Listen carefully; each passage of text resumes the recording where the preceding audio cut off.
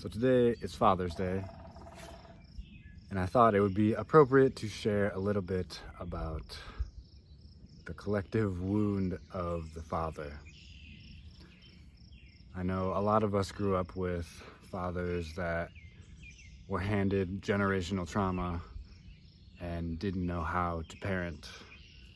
It is very difficult to be a parent.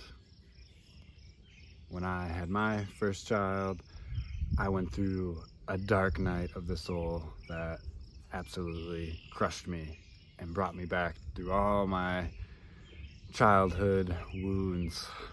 And I got to see again and relive and reprogram myself to not repeat that cycle in my kid. So, when dealing with a father that was emotionally absent or completely absent out of the picture, we are left to be our own guiding light. We don't have a parent we can count on for support. And that's tough. It's a struggle. I was very angry when I was younger, in my early 20s, having to navigate this, and eventually through connecting to my soul and my awakening, I realized I chose my parents, I chose the situation I was in, and I have everything I need within me to guide me and allow me to grow and enjoy this life. And let me say, I love my father. He's a great dude. He supports me in a lot of ways, but there were a lot of things that I couldn't talk to him about. It just, like, for one example, I remember when I broke up with my first girlfriend, I was going through it all sad and depressed, and I tried to ask him for some advice, and it just went right over his head. There was no support or emotional anything reflected back. And whenever I had an opinion or a perspective that he didn't agree with, he would instantly shut me down, try and cut me down, and basically just bully me into not sharing my opinion. And so that hurt. It definitely hurt. And I came to realize that's how his dad handled being a parent, and that's how his dad's dad handled being a parent. And it is hard to be a parent. And I know they went through a lot to come to America 100 years ago or whatever it was, and surviving the Great Depression and all that comes with that. I mean, they went through it. So they were stuck in survival mode. They didn't have the capacity to deal with these emotions and feelings. And I think our frequency on the earth is even changing. I think we're more aware and can feel it more now than they could. That's a little tangent. So, when you realize you are on your own for the support that you need in this world, and you need to be your own guide and your own cheerleader, and you need to have your own back, the best way I found is to connect back with my inner child. And this took a lot of meditating, a lot of ceremony, a lot of contemplating, but eventually it clicked, and I saw my inner self, my inner child, just radiating light. And we all come into this world just radiating light. That's our true essence. We are just excited to be here and full of vigor for life.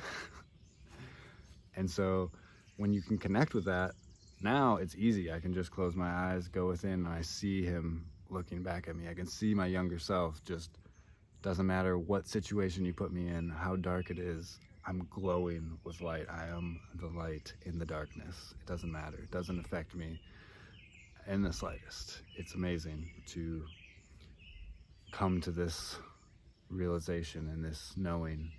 It is a game changer. It gives me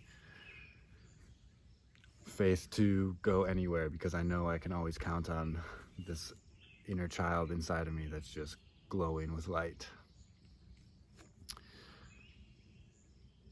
So if you haven't found that yet, which may take time, it took me a little bit of time to find, you can start with bringing your awareness into your heart. Your heart is the seat of the soul. It is the balance between the physical and the spiritual. And whenever I have conflicts or something with my own father, I go into my heart and instantly all the reasons and justifications of my mind drop and I lead with love, and that really changes everything. Even if he comes at me trying to provoke me or trigger me, if I'm in my heart, it doesn't matter. There's nothing to bounce back. There's no anger or anything to trigger because I'm just loving. I just see him as his self, as his child, just frustrated and angry because he hasn't dealt with his own trauma, his own emotions, and that's fine. I don't want to force anybody to do anything in this life. I am open and available for people that want to work with me to dive into their soul connection and grow, activate their light body. All that is amazing and incredible, and I love doing that. And if they don't, that is perfectly fine. They are perfectly imperfect exactly as they are. There's no need for me to try and change them. And I mean, I learned that the hard way, trying to encourage people to look into their shadows and look into their darkness, and that is not the way to do it. Let me tell you, it just makes them very mad and angry at, why are you bringing this up? You don't think I'm good enough? All this stuff. And they're right. That was not the way to do it. The way to do it is to shine your light, and whoever you attract, that's the people you need to work with. You don't need to go out of your way to try and convince people they need to change. That's not how it works. So after learning that, hence the YouTube channel and just putting it out there and letting the people come to me that need to. Another tangent. So going into your heart, forgiving them for not healing the things that they could heal, but taking all the responsibility. Because on the soul level, you choose your parents, you choose your location, you choose your body, you choose all this. On the soul level, you got work to do here. It's fun to do things on the soul level like that. So you take complete ownership of your situation, and if you need to set boundaries, that if they are hurting you or abusing you in any way, then yeah, you need to keep your distance, and that's part of the game, part of the play. But also love them. You can love them from a distance, you can love them where they're at. And this begins to heal that wound that is passed on from generation to generation. It gets stuck in our DNA.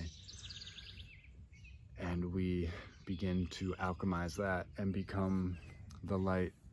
And it's hard. It is not easy. This is not easy things to handle or deal with, but the payoff is worth it. When you know that you're not gonna pass the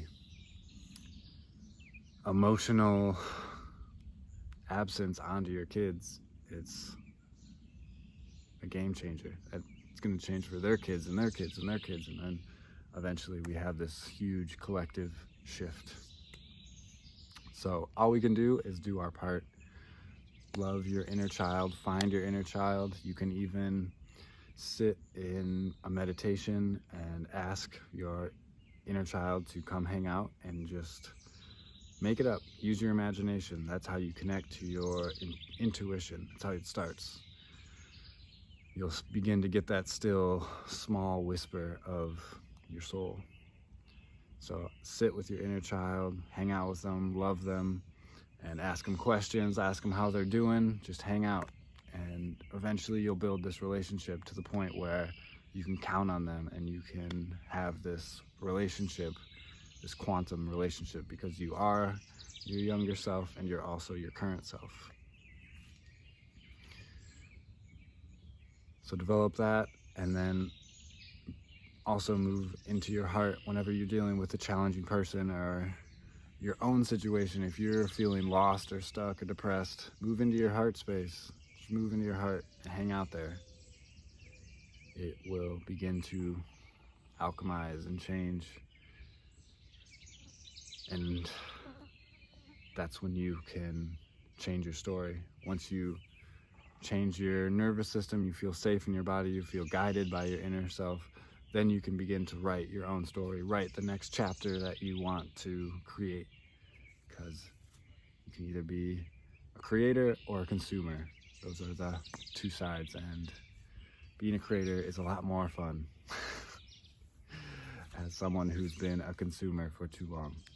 So if you want to dive deeper and you have questions, I work one-on-one with people. I love to dive into people's stories and unlock your gifts so you can live as a creator magically. It's the best. JordanJDragon.com. Otherwise, have a great day. Much love.